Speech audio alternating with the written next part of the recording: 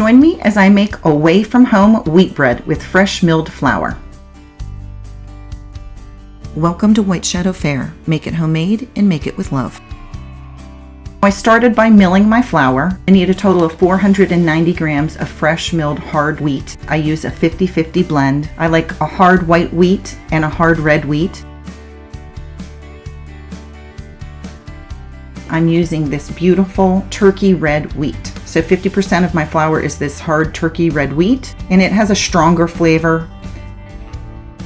And you see here I'm using an old canning lid. I'm going to talk about that in a minute. I like to keep it in a container because I only have a small amount. This wheat comes from the country of Turkey, and that is where it got its name.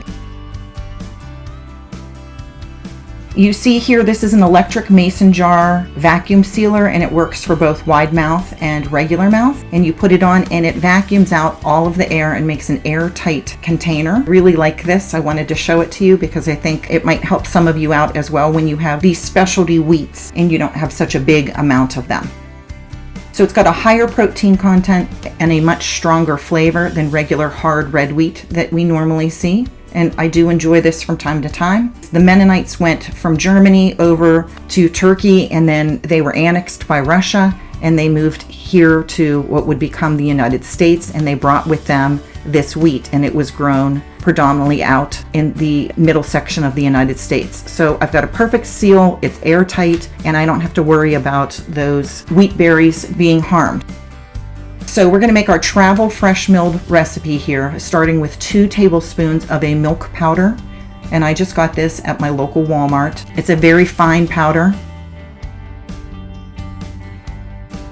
I'm making this so that I don't have to carry all sorts of stuff or buy all sorts of things with me when I'm traveling. To this, I'm adding 2 tablespoons of a Vital Wheat Gluten, which is going to help with my rise. And then you're just going to mix those things together. I'm going to be going on a really long trip, and I thought I have to have my wheat bread. What am I going to do? And I messed around with different recipes, and this is the recipe that I came up with. So instead of having milk on hand, I can use the milk powder. And the only thing that I'm going to need to take is some oil, water, I should be able to get anywhere, and honey. And then I also experimented using just sugar instead of honey, and that worked out just as well. Here I'm getting my mixer ready. I'm showing you how this comes together. It's a beautiful loaf when it is all done. And certainly I've been eating this at home as I've been experimenting with different ways to make this better. I will probably put this in those plastic bags that are sealed shut. It's for traveling for me because we are going to be camping. But it could also go into a mason jar and sealed, and it would stay perfectly fine. Now, as with anything, when you start to crack those wheat berries open, just like if you cut open an apple or a banana or any fruit or vegetable, once you cut it open, it starts to oxidize and starts to break down. So it's most nutritious when you first cut it open, but it does not lose all of its nutrition. You're going to add 355 grams of water to the wheat that you have ground.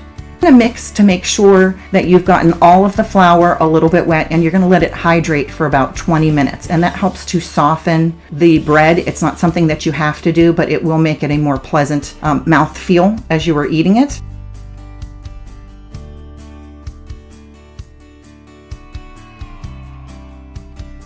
And this bread is going to be something I take on my camping trip, and since we're going away for almost a month, I wanted to make sure that I could bake bread along the way. It will be less nutritious than if I made it at home, but certainly I would rather eat less nutritious homemade bread than buy something out that I know has all sorts of bad things in it.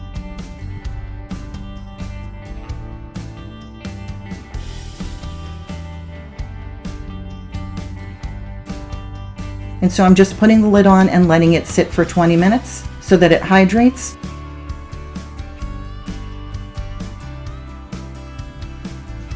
To this, we're going to add 54 grams of oil. So after it has hydrated for 20 minutes, I'm going to measure out my 54 grams of oil. I am using an olive oil here.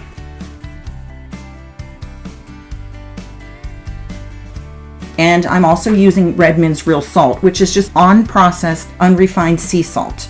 and it's full of all sorts of nutrients. 1 teaspoon of that salt. You can use any salt that you want, but I prefer Redmond's real salt just because it's not processed.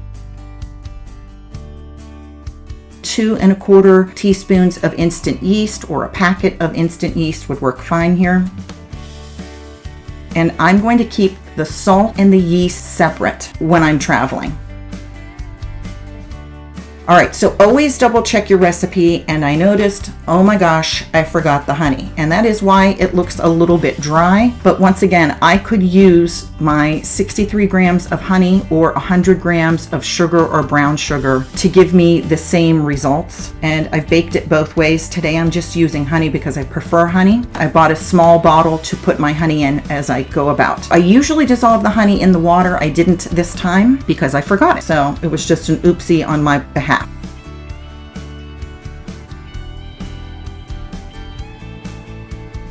Add that 54 grams of oil, that teaspoon of salt, and the 2 1/4 teaspoons of yeast that we had measured out to our very stiff dough.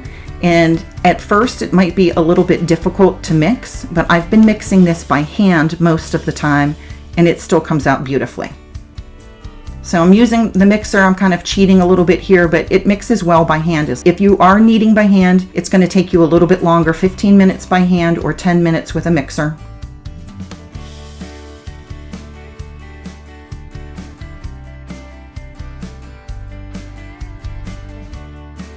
And you're looking for it to become kind of stretchy, and it should be tacky, but it shouldn't be sticking all over your hand. I touch it with my fingers. I feel that it is tacky, but it is not sticking to my fingers, so I know that it is the right consistency, and I just let the kneading take place.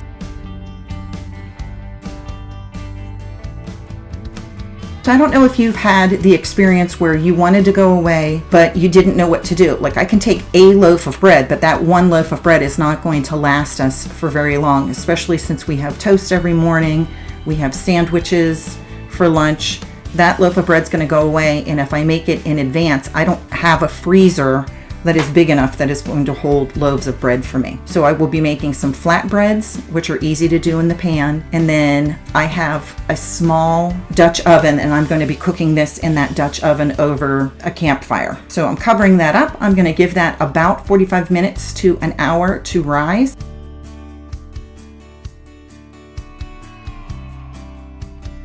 You can see it's gotten nice and puffy. It's filled with lots of air, and I am ready to put this into a large pan. A 9x5, I think the one that I have there is a 4x10 pan. Actually, if you're thinking about getting one of these Pullman pans, because this is what it is, it's a Pullman pan, I don't find that it's a shape that I like. It doesn't fit into my toaster very well, but I didn't put the lid on it, so it's not one of those totally square pieces of bread when it's all said and done. I just wanted to try out this new pan, and I'm not necessarily a huge fan of it. I've just made a rectangle. I'm going to roll this up, tucking in the sides every once in a while, pulling back to make sure it's a nice tight roll.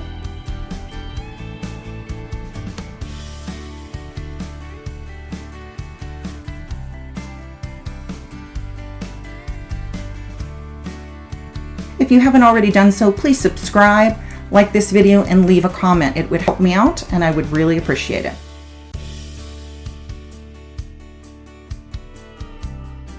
So I'm shaping my bread. I'm going to place it in the pan that has been prepared with either parchment, greased, or here I have a silicone liner, and I'm going to let it rise for 45 to 60 minutes until it is over the side of the pan. It's not quite there yet. That was at 45 minutes, so I gave it an extra 15 minutes, and while the oven was heating to 350 degrees. See, it's coming up over the side, so it's perfectly ready to bake. And here's how soft it was when it was done. It was a beautiful loaf of bread, as it has been every time that I've made it, whether I use honey or sugar. And so when I fill my packets up, I'll be putting these in vacuum seal packets, and I'll put all of my flour, everything except for the yeast, oil, water, and salt. And the yeast and salt I'll carry separately. It is really worth it when you're traveling to have excellent fresh milled flour bread. Thank you for joining me at White Shadow Fare. I hope you'll give this one a try.